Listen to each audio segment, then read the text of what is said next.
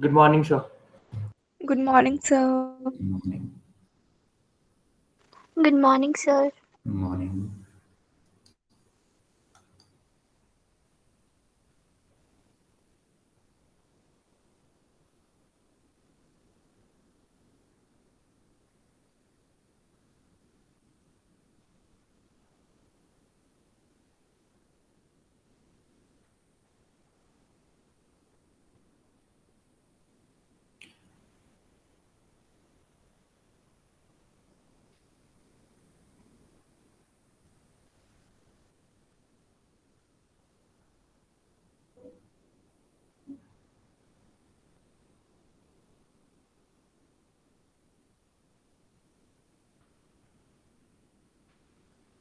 Okay, so let us start with today's lecture.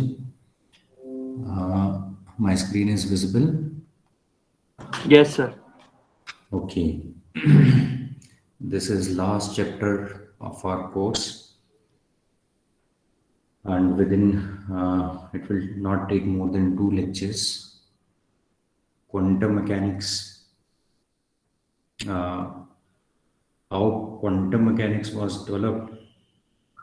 We'll discuss this, and we will also discuss what are the failures of classical mechanics and how quantum mechanics explained those phenomena which were not explained by classical physics.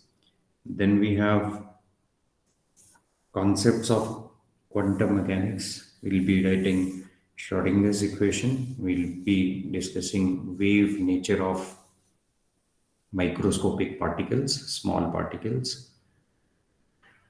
I'll introduce to you what is de Broglie matter wave, and with this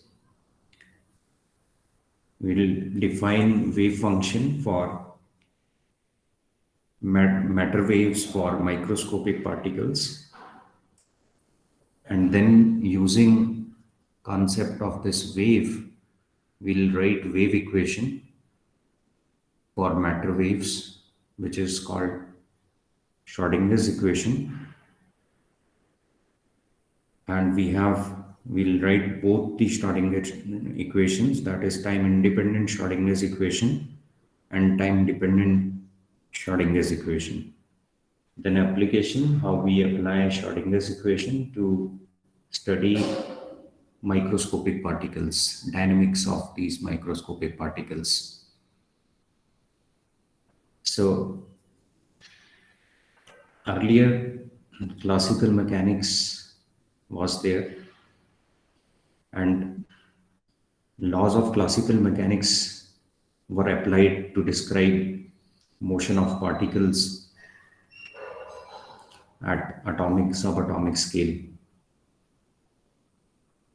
and to explain dynamics of these, or you can say that motion of macroscopic particles was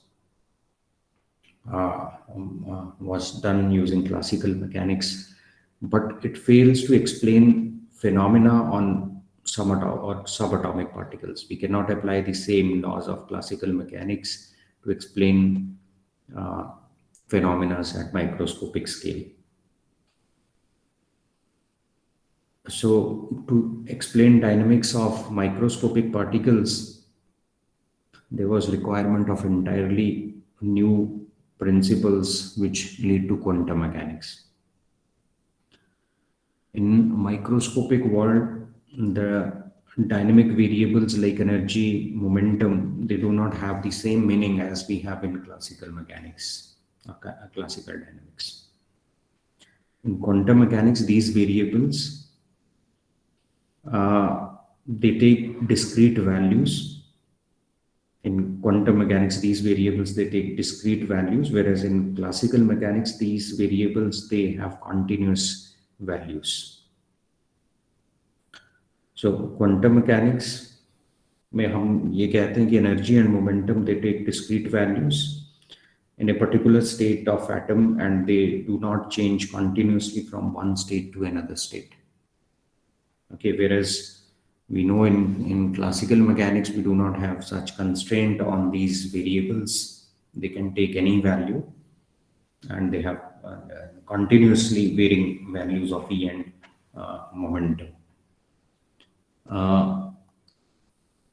We have done what we have done, radiation matter interaction, where we said that we talked about microscopic particles, and हमने deal किया with atoms, molecules, and we said that these are the only discrete energy states. E1 and E2 are what? These are the discrete energy states. That means it can have only these energies, either E1 energy or it will possess E2 energy, nothing between E1 and E2. So there are energy is not continuous, but it is what it is, discrete.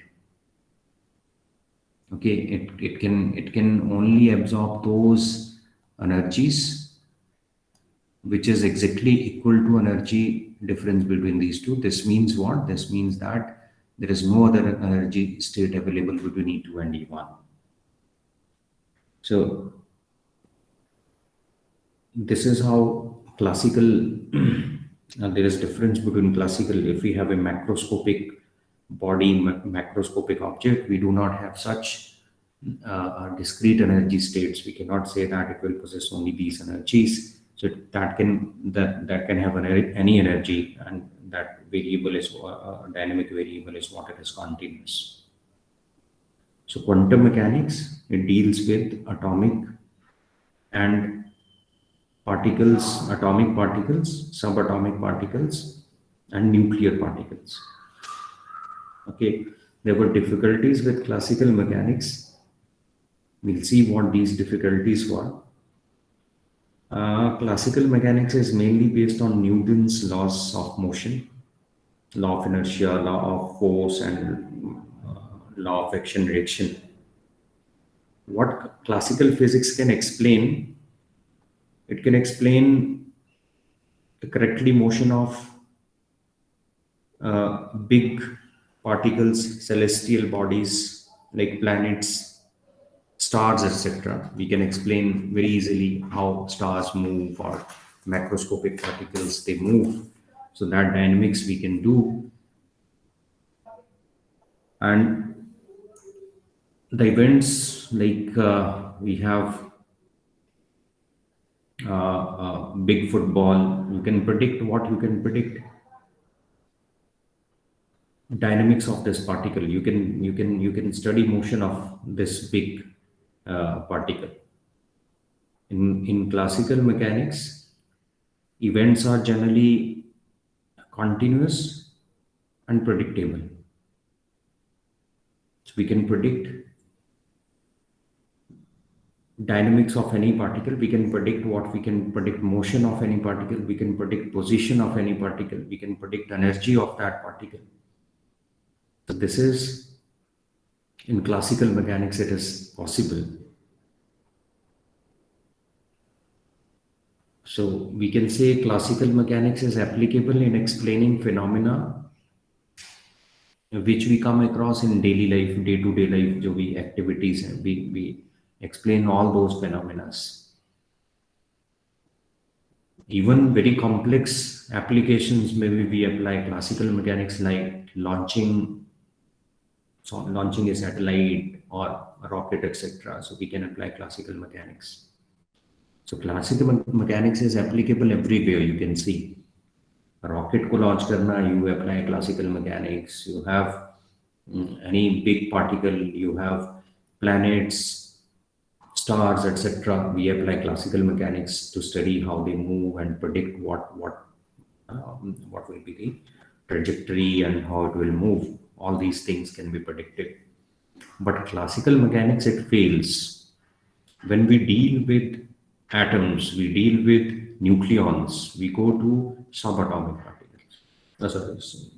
Subatomic particles. Classical mechanics could not explain the stability of atoms. Okay? Stability of atom. Atom is what it is. Nucleus at the center, and electron is revolving around this nucleus. According to classical mechanics, this is as it is a charged particle, and it is accelerating. It is revolving around the nucleus. So according to mechanics, classical mechanics, accelerating charged particles should lose energy continuously and slow down. So if we treat this by using classical mechanics, then electron, as it is accelerating, it is a charged particle and it is accelerating, it should lose energy continuously. And we know that according to now quantum mechanics, Bohr's model, we know that this is the definite, or it moves in a definite orbit. But according to classical mechanics, it should what? It should not, it should continuously lose energy and it should fall into the nucleus. So stability of atom cannot be explained if we do not have quantum mechanics. If we deal with only classical mechanics, so we cannot explain a stability of atom. It is not. It should not be a stable entity if we apply classical mechanics. Even we cannot explain a spectrum of black body radiations. If we apply classical mechanics, it is not possible to explain. It is little complicated to know how black body radiation. Let me try to give you a small idea what I mean by this black body spectrum. If we have a black body, it emits what? It emits all the wavelengths. It absorbs all the wavelengths and it emits all the wavelengths. And as it emits all the wavelengths, so to explain spectrum of this black body radiation, what wavelength or energy associated with each wavelength it is emitting, we are interested in that, or energy density associated with each wavelength it is emitting. So we model this black body, or atoms, molecules of black body are modeled as harmonic oscillators. And these oscillators, according to classical physics or according to classical mechanics, have average energy of this much, that is kT. So if we apply this is classical concept that average energy of each harmonic oscillator, means each atom molecule which is executing SHM, simple harmonic motion here. So average energy is kT. And then applying, if we find the density of states having energy nu in energy interval this or frequency interval d nu, then average energy times the energy density or the number of states having new energy. So we can find energy density. This is what this is: energy density of radiation with new frequency in the frequency interval from nu to nu plus d nu. You need not to worry about much about this formula. You should know that if we apply classical physics, classical concepts, classical mechanics, then this was done by Rayleigh-Jean, and they applied classical physics, and this comes out to be this much: that energy associated with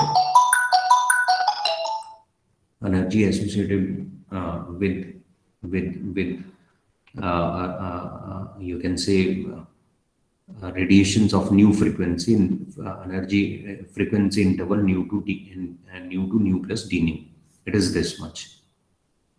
Okay, and we can see that this is prediction of Rayleigh-Jean, as this is frequency axis, and this is energy density axis. So energy density is directly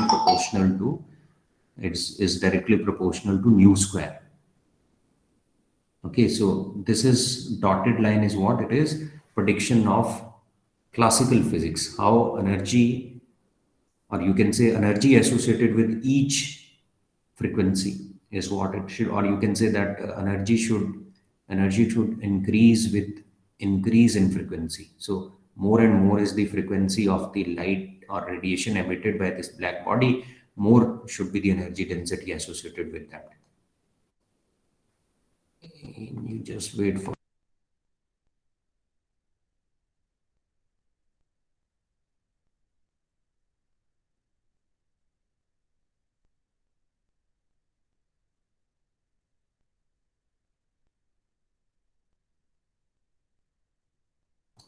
Okay, so but failure of Rayleigh genes, that is classical physics, it is because of this graph, which is experimentally observed graph. And according to this experimentally observed graph, we see that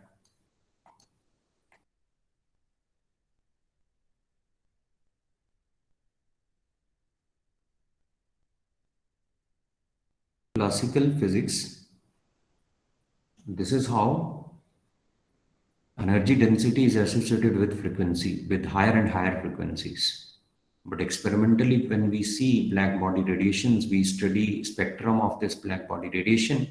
Our observation is that energy associated with low frequencies is low energy density, but intermediate frequencies, they possess energy density, maximum energy density, and higher frequencies, energy associated with these frequencies, or energy density associated with these frequencies is also small. Okay, so this does not fit well with classical concept. It does not fit well with the experimental observation. Okay, so this is another failure of classical mechanics. Then came quantum mechanics, and quantum mechanics, we see that Planck's radiation formula. Planck's radiation formula replaced then this Rayleigh jeans formula. Only change which was made by Planck in this, it was this energy, that it is not kT. These harmonic oscillators do not possess energy in the continuous form. They are like, they have discrete energies. Okay, so energy associated with each oscillator, harmonic oscillator, is n times h nu. And when we use that concept here, then we see that that formula exactly fits with the experimental observation. So this is, you can say, success of quantum mechanics and failure of classical mechanics. Then we have another, this is I explained that according to, this is Bohr's model, but we cannot explain Bohr's model if we apply classical mechanics. According to Bohr, electrons, they should revolve in these orbits, stable orbits around the nucleus. But if we see classical concepts, then these electrons they should lose their energies continuously, and they should fall into the nucleus. Then we have photoelectric effect. This is another failure. You cannot explain this photoelectric effect by applying concepts of classical physics, because according to classical physics, energy is what it is, continuous. And it was explained by Einstein that this energy associated with these photons, this earlier, according to classical, these are waves, electromagnetic waves having continuous energy. And electron, it absorbs this energy continuously from these electrons, and then when gaining energy continuously, it acquires energy more than the threshold energy, it gets emitted. But this is not possible. Why? Because this is instantaneous process, and we cannot explain experimentally observed phenomena using classical physics. But it was explained by Einstein when he predicted that these photons, they have dual, or a wave has dual characteristic, photon and wave. So photons are like energy packets. These are like discrete energy packets of h nu energy. Okay, so interaction of these photons with electrons, he modeled this by saying that there is interaction of photon with electrons. It is modeled as collision between two particles. It is collision between this photon, which is particle, which is discrete quanta of light energy. This interacts with electron, and it will not lose half of its energy or fraction of its energy, that is h nu. No fraction of h nu can be transferred to electron, it transfers whole of its h nu energy if energy required to eject electron from the surface of the metal is less than h nu. Okay, otherwise there is no, as we know that there is no interaction of radiation with matter if energy state does not exist, because energy with photon is what it is, this much energy, but as there is no energy level here, there is no interaction. Okay, so similar is here, that if energy required is what it is more by electron to get ejected, then there is no interaction between those photons which have energy less than the energy required for their ejection. Classical physics also fails to explain discrete spectrum of hydrogen atom. ठीक है, hydrogen atom को excite किया, या absorption spectrum as well as emission spectrum, we can study both. Absorption is what energies it will absorb, and emission is what energies, what wavelengths it will emit, or what energies it will emit. So that is again what, if we say that hydrogen atom can gain any energy continuously, then you cannot explain, because you see discrete lines in this spectrum of hydrogen atom. And these discrete lines in the hydrogen spectrum, they correspond to what energy levels of electron in the hydrogen atom. Okay, so we have, I think we have seen that as well earlier. This is energy spectrum, it emits of hydrogen atom. It is, these are the discrete energy levels. Okay, this n is what it is, integer, which takes values 1, 2, 3, and so on. So that means energy level this corresponding to -134 electron volt. Then we have another electron, when we put n equals to 2 here, and it is 3 point something, 3.4 electron volt. So these are the discrete. So we see only lines corresponding to En, and nothing between these discrete energies. No energy, no spectrum, no line in the spectrum can be seen. So even when there is de-excitation, so they get de-excited and they emit these definite energies. Okay, so these are failures of classical mechanics.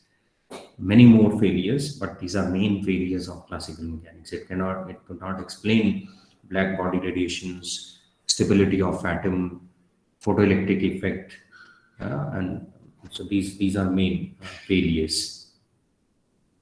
Now, need and origin of quantum concept, the quantum mechanics. These are the differences, comparison of classical mechanics with quantum mechanics. Classical mechanics is applicable to particles of macroscopic, as I said, that you want to launch a satellite, you want to launch a rocket, you want to know dynamics of football, you are interested in these big particles, macroscopic particles. So all the laws, Newtonian laws of mechanics, they are applicable. And quantum mechanics is applicable to particles of small size, subatomic, atomic particles, microscopic particles. We cannot apply the same laws to know the dynamics of small particles as we apply in classical mechanics. Classical mechanics deals with the problems in terms of certainties. We have certainty, we can predict trajectory, we can predict motion, we can predict position, we can predict energy, we can predict definite. This is certainties, definite. These are definite in case of classical mechanics. Whereas quantum mechanics, it deals with the problems in terms of probabilities. We do not have definite path of electron around the nucleus. We cannot say that this is the definite path along which electron will move. Whereas if we talk about planet moving in its orbit, we talk about definite path of planet. This is the well-defined path. There is certainty what will be the path of the electron. Whereas in case of microscopic particles, we do not talk in terms of certainties, we talk about probabilities. So we say that there is probability of revolving around the nucleus, and the probability is maximum in this region or in this volume, that this will be where electron will exist. In classical mechanics, simultaneous determination of Heisenberg's principle, position and momentum. Classical it is not, Heisenberg's principle is not there, because we can determine position and momentum simultaneously of a particle. Whereas in quantum mechanics, there are the physical quantities, variables, jinka simultaneous determination is not like energy and time, position and momentum. So position and momentum, it is, for your case, it is given only position and momentum. So it is impossible to determine them simultaneously. So these are main differences between classical. And let me give you a small rough idea. If you see any equation, and if that equation involves h, that is Planck's constant, that is definitely that is concept of classical mechanics, or that equation is part of classical mechanics. If we do not have h, then that is what that deals with classical mechanics. So this is the good way of deciding what is classical mechanics and what is quantum mechanics.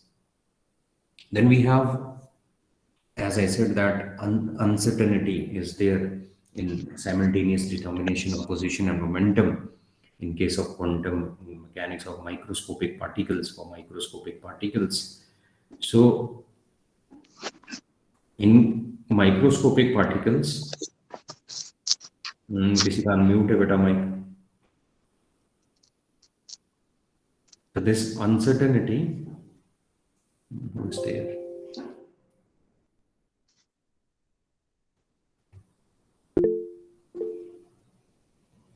Okay.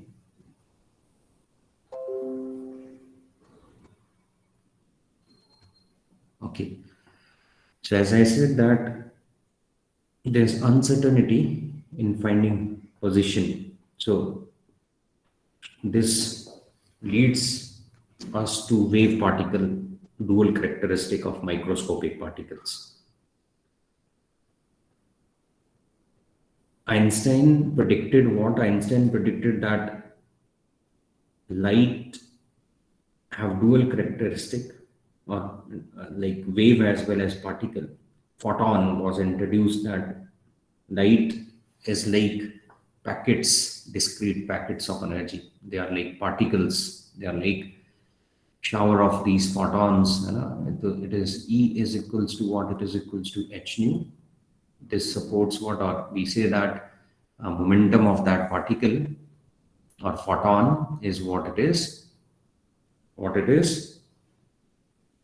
It is h divided by lambda. Lambda is what? It is wavelength of the light. So this is what? This is dual characteristic of light. Light behaves as wave, behaves as wave as well as particle. It has some particle characteristic as well. So that means particle characteristic is momentum. So it is momentum of a packet of light, which is called photon, is h divided by lambda. This is Einstein. This is according to Einstein. On the same analogy, de Broglie said that other way around should also be there. That is, if wave has some particle characteristic, so particle, microscopic particles, small particles, subatomic particles, they are particles. They should also have some wave nature or wave characteristic in them. And on the same analogy, he said that wavelength associated with the particle or with the wave of the particle, it is what? It is h divided by p. So this is what this is for. This is de Broglie's wavelength. This is called matter wave wavelength. Matter waves. So matter waves were predicted by de Broglie, and this was predicted on the basis of uncertainty associated with these particles. Okay, so these are matter waves. Whenever now we'll be dealing with microscopic particles, subatomic particles, We'll talk in terms of dual characteristic of these. They behave like particle as well as wave. So wave characteristic is, and wavelength of this wave associated with these microscopic particles, it is h divided by momentum, that is momentum of the particle. Okay, so we can write, we recall in case of photon, this is what we have relation, and we have this for our matter wave. So matter waves are, if I ask you, matter waves are waves of what? So matter waves are waves of probability, uncertainty with what? With the position. So this is what, these are matter waves. So these are probabilities or waves of probability. So we can we define now what we define wave function. This is wave function. This is for matter waves, because now moving microscopic particle can be described by wave associated with this particle, microscopic particle, and wave function of that particle or that wave, matter wave, is what it is, psi. It is given by psi. This is wave function of matter waves. Okay, wave function, this varies periodically. That's why this is the fundamental thing. Whereas probability is, or waves is this psi square is what it is, probability density of finding particle. Okay, this has no physical significance, but it is the fundamental thing because it should be periodic. There is periodicity in psi, whereas this is not periodic, but this has physical significance, and that physical significance is that it gives you probability density of finding particle. So if in some small volume dV we have, or you can say probability density is what it is, psi square, then multiplying this with small volume dV will give you what? It will give you probability of finding particle in this region of dV volume. Okay, or you can write that this probability density times dx, dy, dz. This is the extent where this is extended, this dV volume, and integral of this over the whole volume is equals to 1. This is how we normalize. This is normalization condition. So when particle is confined in this region V, that is some definite volume. So यहाँ पे इस region में confined है, then we can say that probability density, or you can say total probability of finding particle in that region is what it is, 1. So properties of wave function psi, what properties are there? A wave function, this must be finite everywhere. Okay, it should be finite. If it becomes infinite, that means probability of finding particle is 100% there, and this violates uncertainty principle. So it should be finite. It must be single valued. This wave function should be single valued, because again probability will cannot be two probabilities you cannot have for the same. So must be continuous wave function. As I said, I defined that it should be continuous and must have a continuous derivatives everywhere. These are properties of wave function psi. So according to de Broglie, wavelength associated with matter waves, this is electron moving with some velocity v, and this is wave associated with this electron. So in terms of characteristics of wavelength, or we can say that wavelength of this matter wave associated with electron, it is h divided by momentum of electron.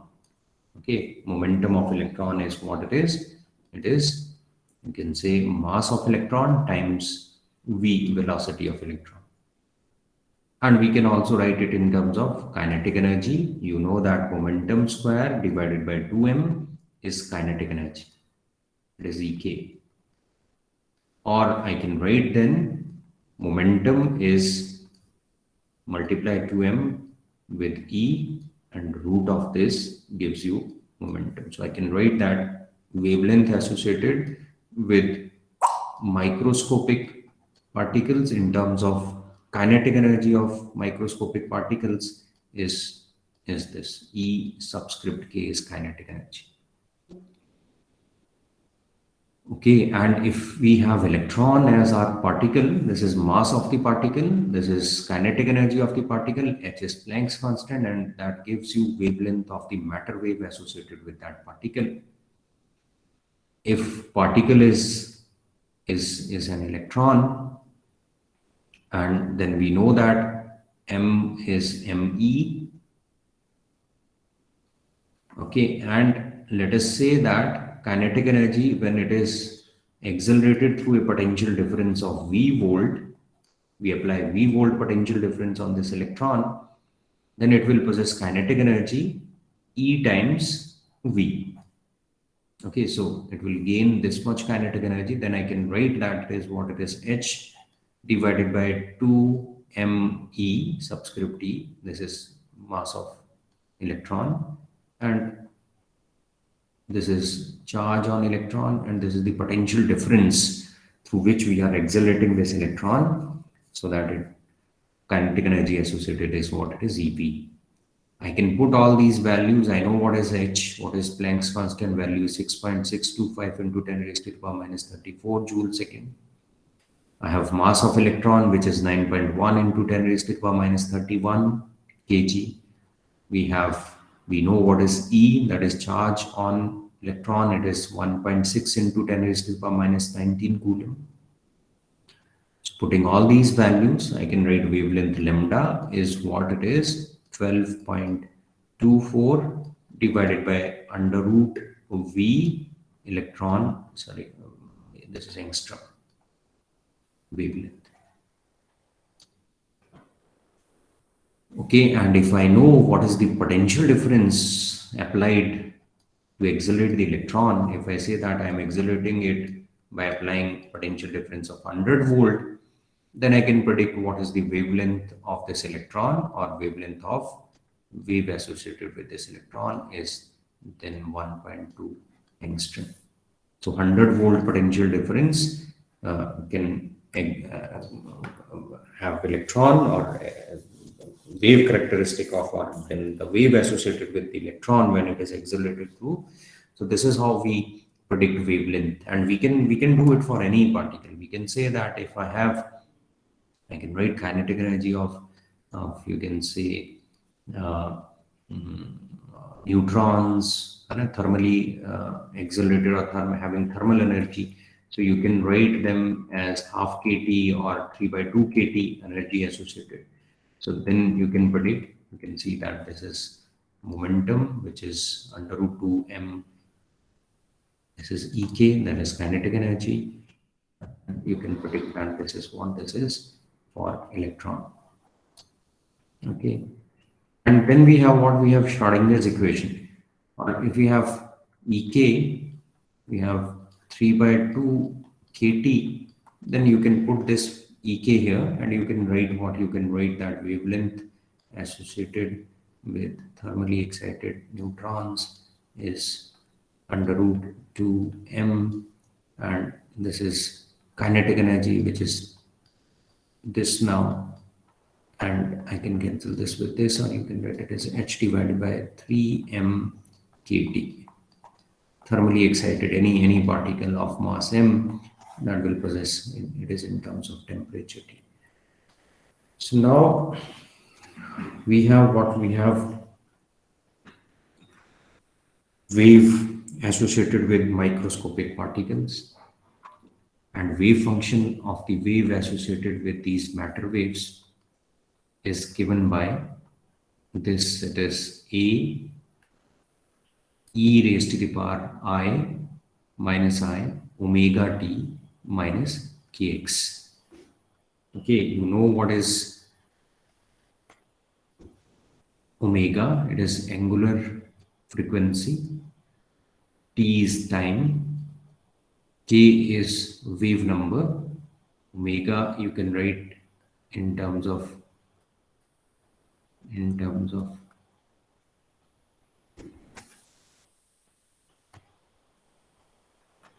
it is 2 pi nu 2 pi 2 pi nu. Let me reconnect it.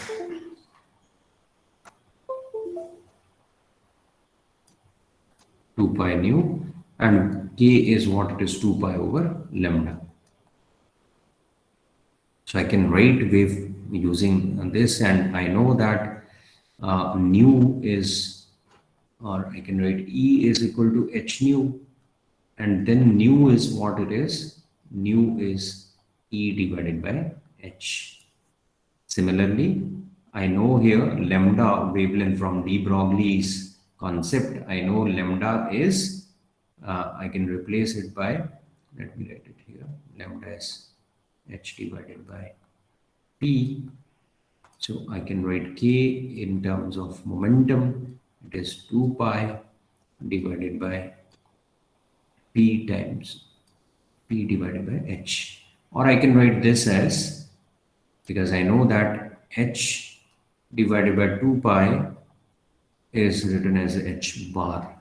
So I can write this as 1 over h bar. So I can write it as p divided by h bar. So k is, in terms of momentum, it is p divided by h bar, and nu, or this angular frequency omega, which is 2 pi nu, and in place of nu I can write E divided by h, and that gives you, again, this is, I can replace this by 1 over h bar, so it is E divided by h bar.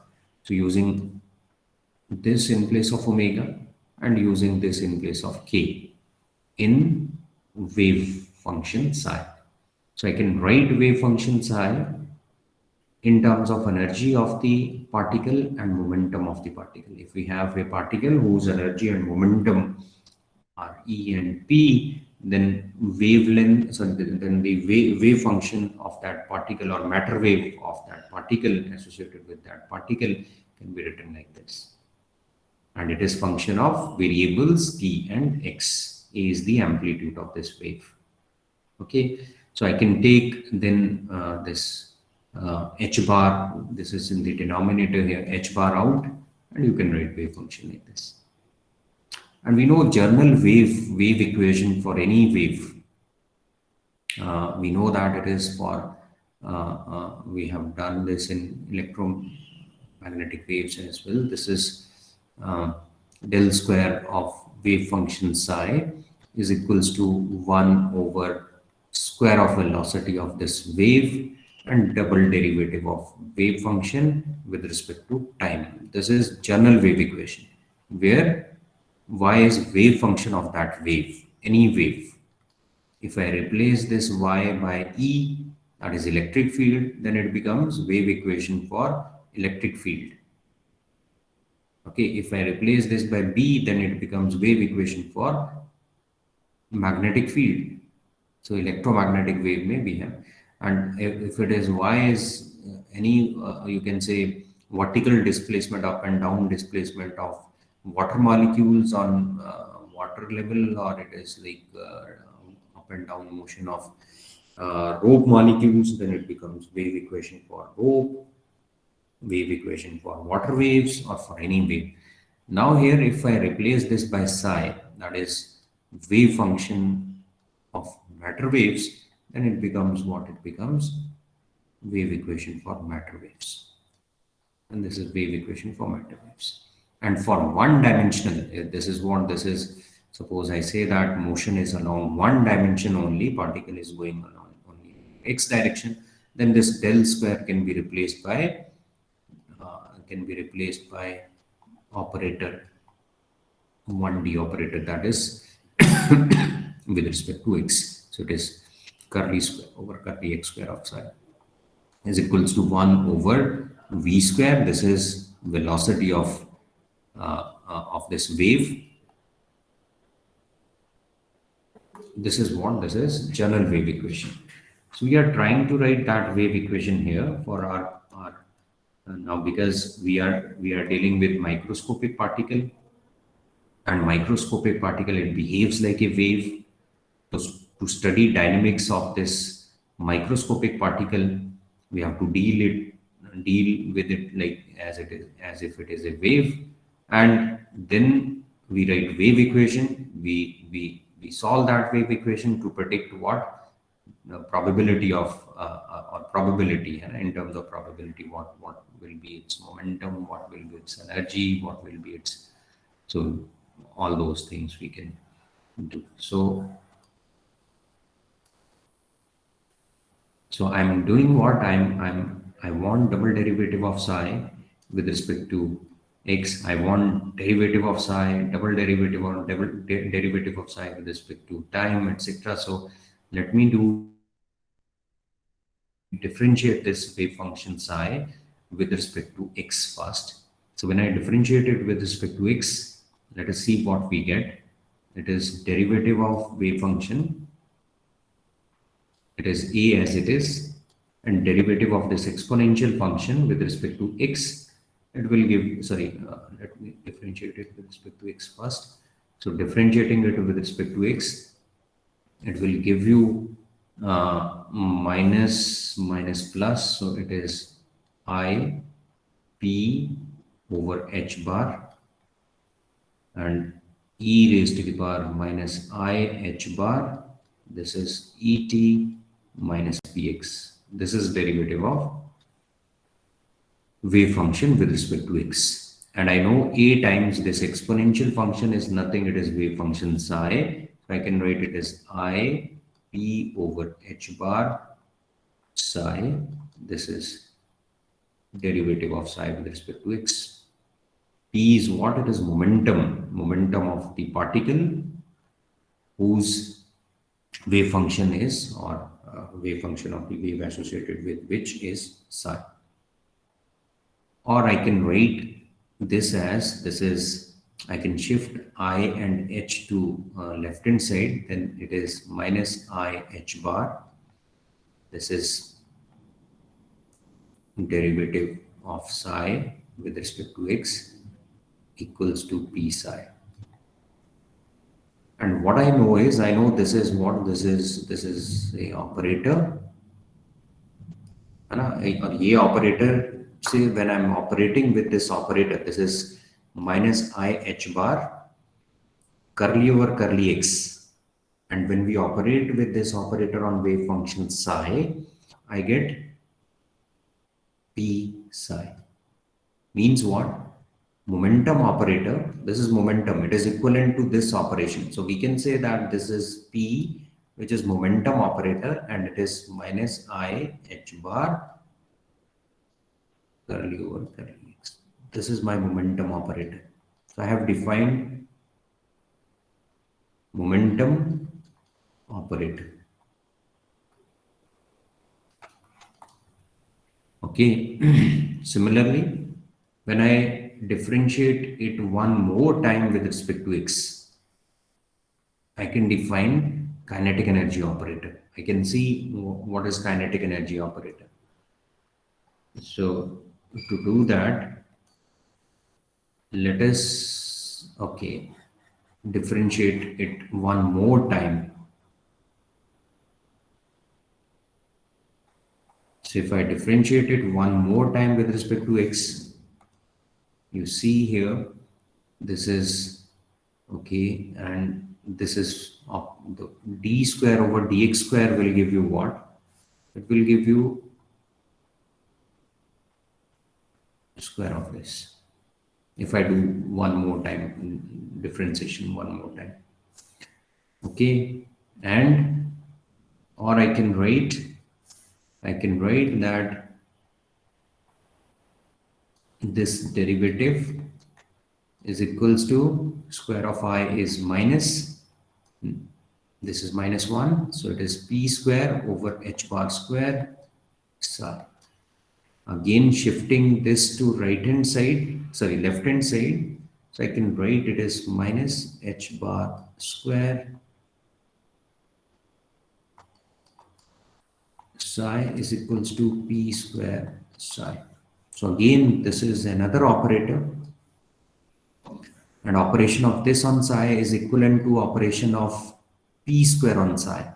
So I can say that momentum square operator is this, or if I divide both sides by 2m, here also 2m, so then this is what, this is kinetic energy. P square divided by momentum square divided by 2m is kinetic energy.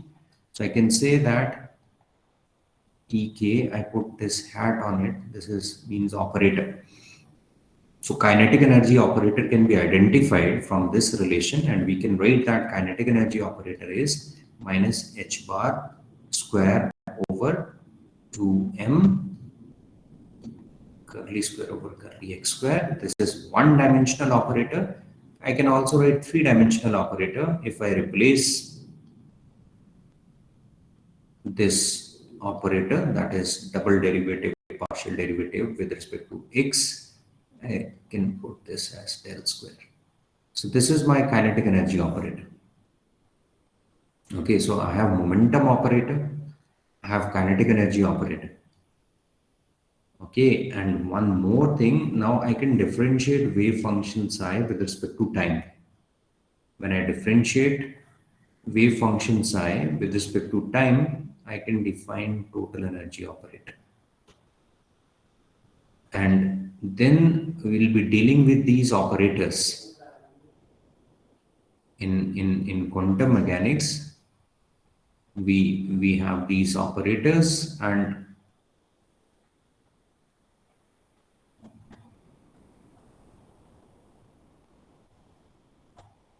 okay, now differentiate wave function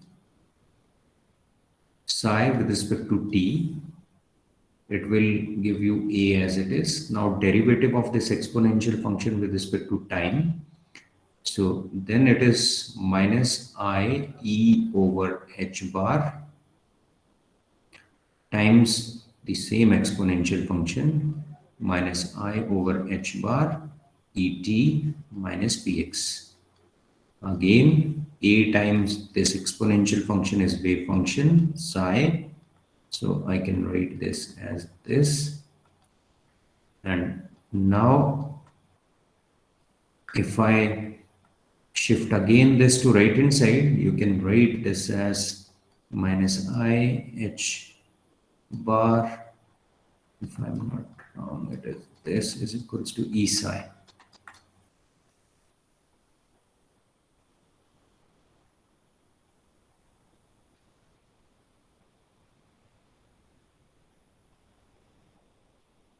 Okay. So again, this is what the operator and operation of this operator on psi is equivalent to E, operation of E on psi. So I can say that this is my total energy operator. I can write total energy operator is minus I h bar curly over curly t. So these are my operators. Now using these operators, or I can write now very easily Schrodinger's equation. Schrodinger's equation is nothing, but it is what it is, law of conservation of energy. So we have a particle which is moving, having kinetic energy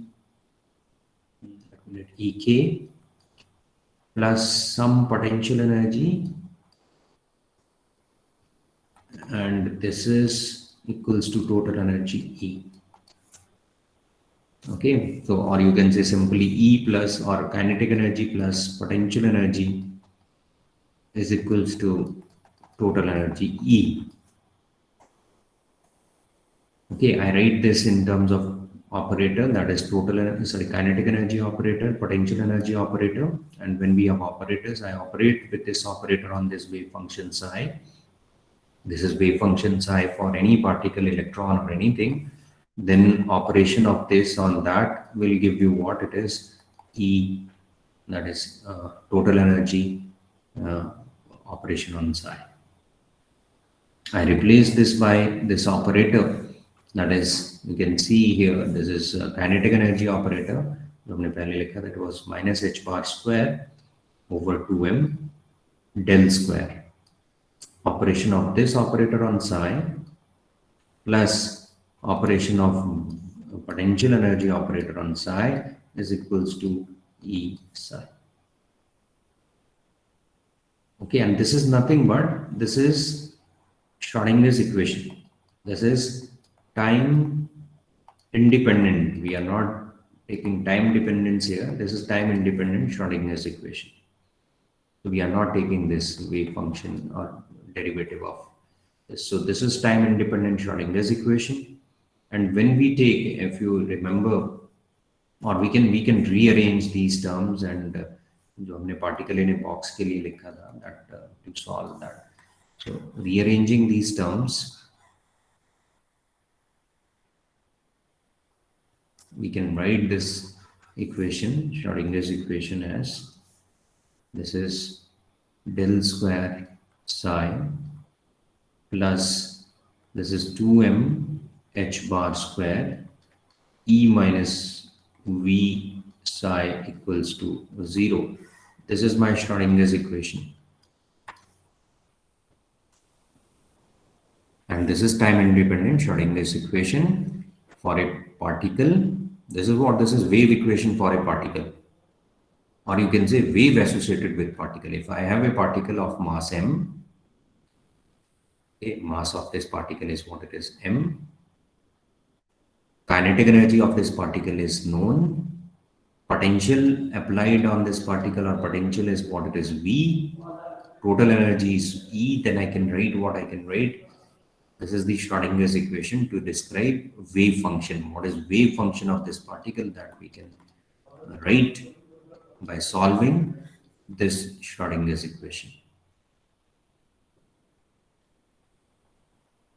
Okay, and using that wave function, we can do what we have: energy operators, we have other operators, and operation of those operators on this wave function will give you what it will give you: eigenvalues, energy values, average value. Average, it is certain, it is not, certainties are not there, probabilities we'll be talking about in quantum mechanics. Okay, so this is rough idea, little idea what we do in quantum mechanics.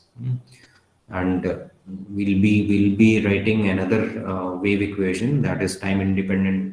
पहले हम वैसे time dependent Schrodinger's equation लिखते हैं. We'll be writing that tomorrow. We'll write time dependent Schrodinger's equation, and from that time dependent Schrodinger's equation we can see what is time independent Schrodinger's equation. Because if I say my wave function psi is function of both position as well as time, so if I use this wave function in my this equation, that is law of conservation of energy, then you get what? You get time dependent, not independent, time dependent Schrodinger's equation in that case. And when we use only wave function which is independent of time, we treat this as independent of time, we say that only time dependence of wave function. So then using that wave function, we can write this wave equation which we have written here.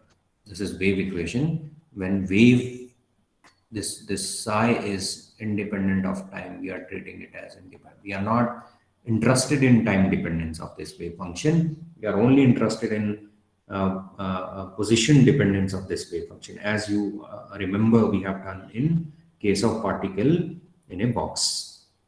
There we were not interested in how this wave function, how probability will vary with time. Probability of finding particle or this electron inside in the box will vary with time. But we were interested only in at what position, at what, where in the box probability is more, or where it will exist, and different energy levels if we go, how this psi wave function or square of this psi varies with position from one end to the other end of the box, how it varies. Okay, and when we deal with time dependence, then we have to write this another wave equation, Schrodinger's equation. So we'll be writing that Schrodinger's equation. फिर एक बार फिर से we'll go and see particle in a box problem. And because we have short time, so this much we'll do in quantum mechanics. Hopefully, kal you have time because our practicals are starting from tomorrow, day after tomorrow. So day after tomorrow फिर आपके पास you have some schedule for practicals. The teachers ने आपसे discuss किया at what time or what will be the Monday, Tuesday you do not have practicals. You have practicals from Wednesday.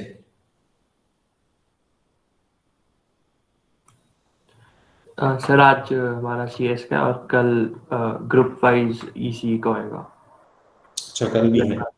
Yes. और फिर what about Wednesday, Thursday? Sir अभी tomorrow